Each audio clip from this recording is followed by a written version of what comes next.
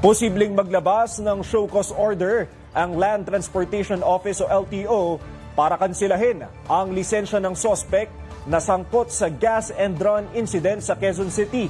Tinanggap naman ng pump attendant ang public apology ng driver, pero desidido pa rin siyang magsampa ng kaso. Nakatutok si Patrick Gupo.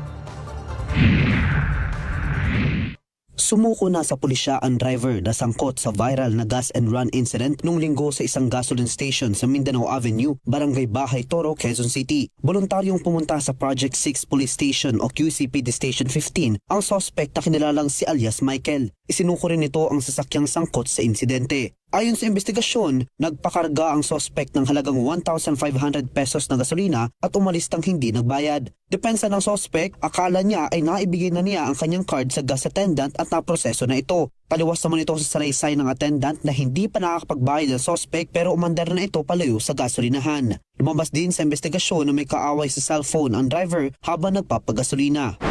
Base doon sa statement na binigay niya kagabi doon sa station commander, habang siya ay nagpapakarga ng gasolina, siya ay may kausap sa telepono.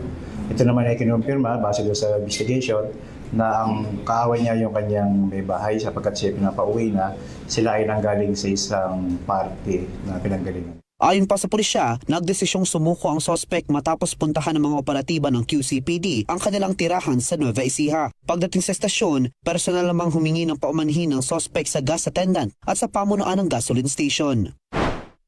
Kasama po dyan sa yung pag-apologize nila doon sa gasoline stations at sa attendant, binayaran na rin po yung 1,500 na itinanggap. Bukod pa po ito sa public apology na ginawa. Hindi po, tinanggap lang po yung kanyang apology, pero itutuloy po yung kaso na estapa laban sa nasabing suspect.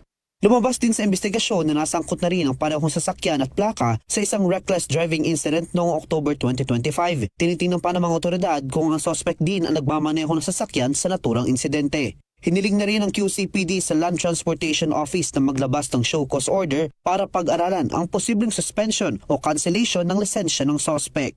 Patrick Gupo, IBC News.